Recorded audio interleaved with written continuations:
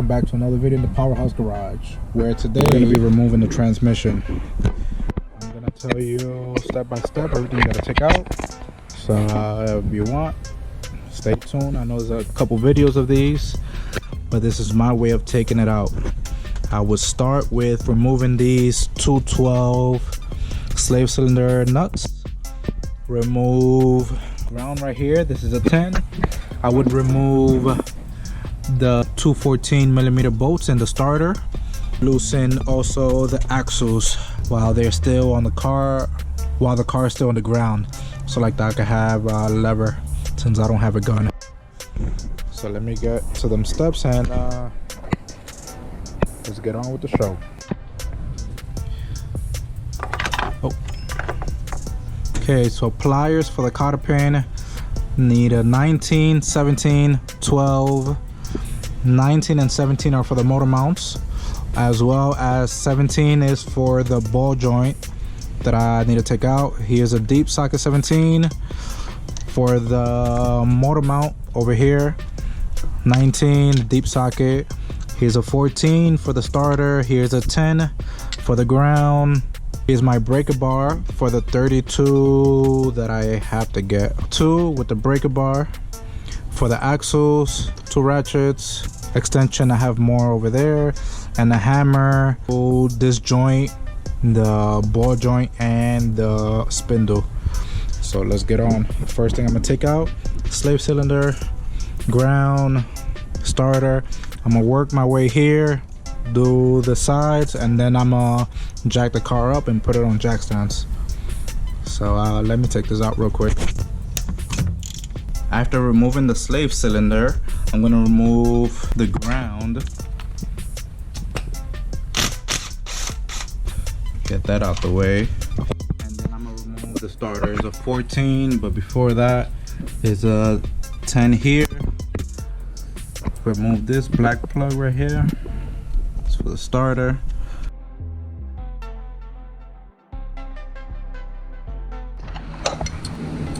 By the way, this is a 12, not a 10.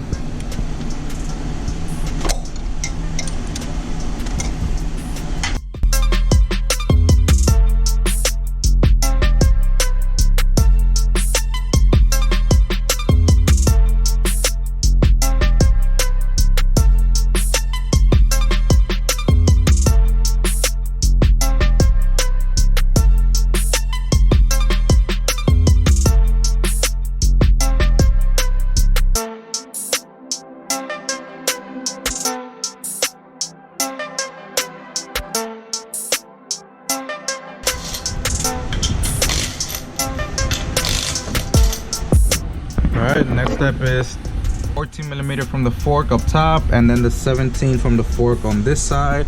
You want to remove the wishbone. Where is it? Right here. Oh yeah, you know what I'm talking about, that one. And then you also want to remove the 17 millimeter ball joint. And you should be able to move the spindle free once you remove this one.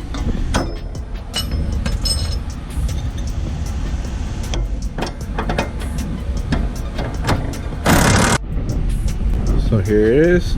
I remove the knuckle, I remove the wishbone.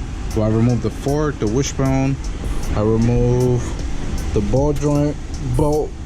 I remove the ball joint nut, and I removed it off the control arm, and I popped out the axle. Now I gotta pop it out the tranny.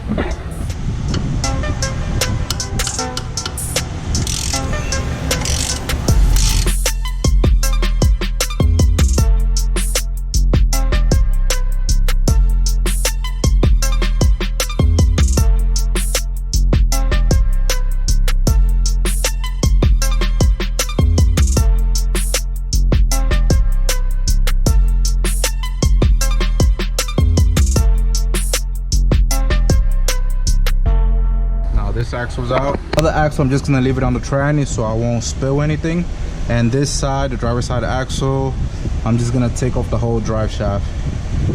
And let me go do that right now. So next I'm removing the drive shaft. It's 3 14mm bolts, and then from there I'm gonna remove the T-bracket. And we're all done back here. Then from there, we just gotta remove all the transmission bolts, and the transmission is ready to come out. Oh, one more thing. You can disconnect the linkage from here, but this linkage has a bolt stuck in here, so I'm just gonna remove it from back there so the whole shift linkage could come down, just because this is stuck. I'm pretty sure we could drill it out, but the hole is bigger, and about that. Just remove the half shaft, and now I'm on to removing the T-bracket. You will need to get something to catch all the transmission fluid, because I did leak out quite a bit. Now I stopped it, but let me remove the T-bracket.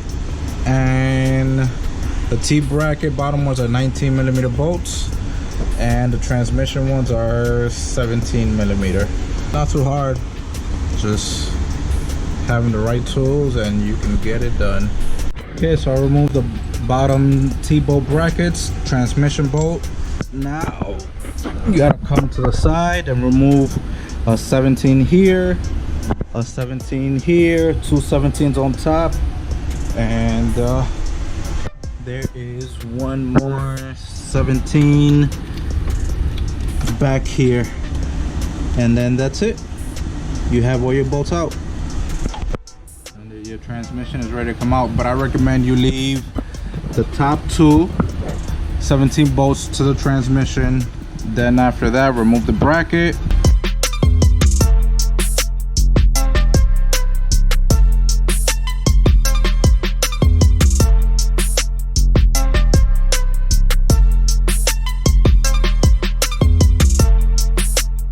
Just finished removing the two 17mm nuts from the transmission. Now I'm lowering it. I got the jack in the corner of the motor. If you could tell, kind of. I just have it holding the motor. I'm bringing it down slowly so I can have clearance to remove the transmission. Okay, so I folded the transmission a little bit. I got it out. So here's my mistake. I put the bearing the wrong way, so let me fix that real quick. Take out the bearing. I did not notice this, so it's supposed to go like this. Okay, so here's how it goes. This part goes on the inside, so it goes like this, and you want to try to slide this at the same time. Can I get it? There we go. You got to make sure you click it into the little nipple, and we are Gucci. Time to put the transmission back on. As you saw, that was my whining noise all along. So now let me throw this transmission back on the car, and hopefully we can drive it now.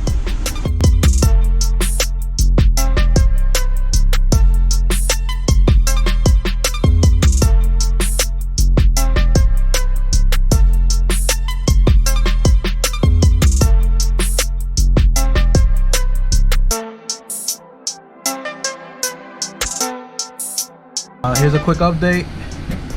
I made it the transmission. Everything is good. I already put this 17, this one right here, the one on the other side. I'm missing the T-bracket, and put the other 17 on the other side of the transmission. After that, axles, starter, and we're almost ready to go. A little miscellaneous things, but we should be driving within an hour or less. I'm actually taking my time, but for you it'll be just a second. All right, so I jacked up the transmission. I put a piece of wood between the transmission and actually a whole dolly between the transmission and the jack. I'm putting the bolts that go on the bracket. It's a little dark, sorry about that. And let me put these bolts, tighten it up, and keep going. Next after this is put the axles, both axles, put the car back on the ground. Put the axles, put the car on the ground, then put the slave cylinder and the starter, and time to start it back up again. See if our problem is fixed.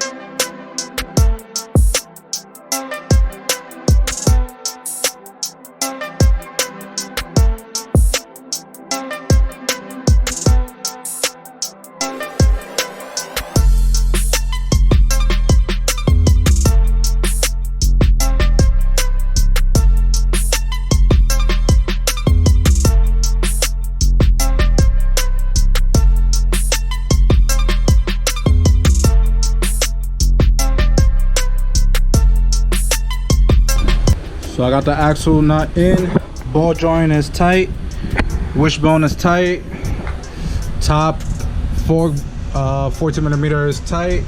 Now all I have to do is put the half shaft bolts that are 3 14mm bolts, and the shift linkage, and that's it. Time to drop the car. As you see, we're done already. That quick. It's simple to drop the transmission if you want to do a clutch job. Here's the slave cylinder. Let me throw it on and let me bleed it. Okay, quick update. So if you want to bleed your clutch system, this is all you got to do. You need an 8mm wrench and you need some brake fluid. If you have somebody with you, it would be better, so like that they can stay in the car and they can pump the clutch pedal. Pump it about 5 to 8 times. It's grabbing pressure already. I feel it. Pump it about 8 times, then you go to the slave cylinder, release all the air out the system.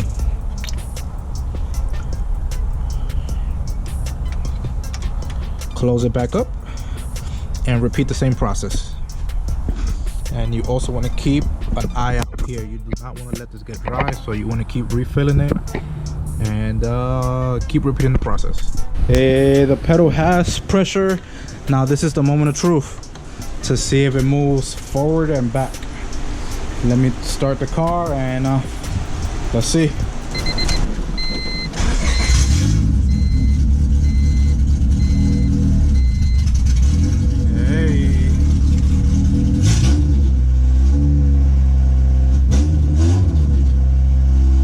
Let me tighten up the axles now that the car is on the floor. Let's go for a drive.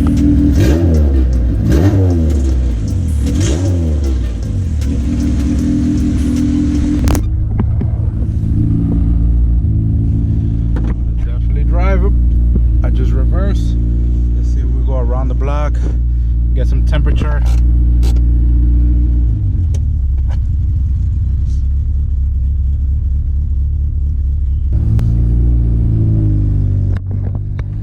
Brakes work. Oh.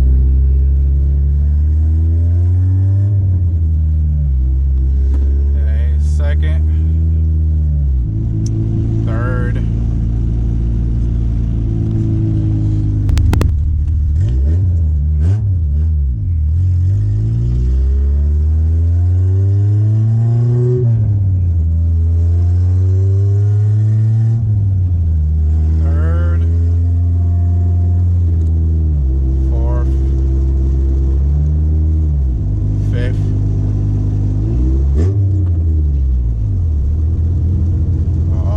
It's driving finally, the EM1.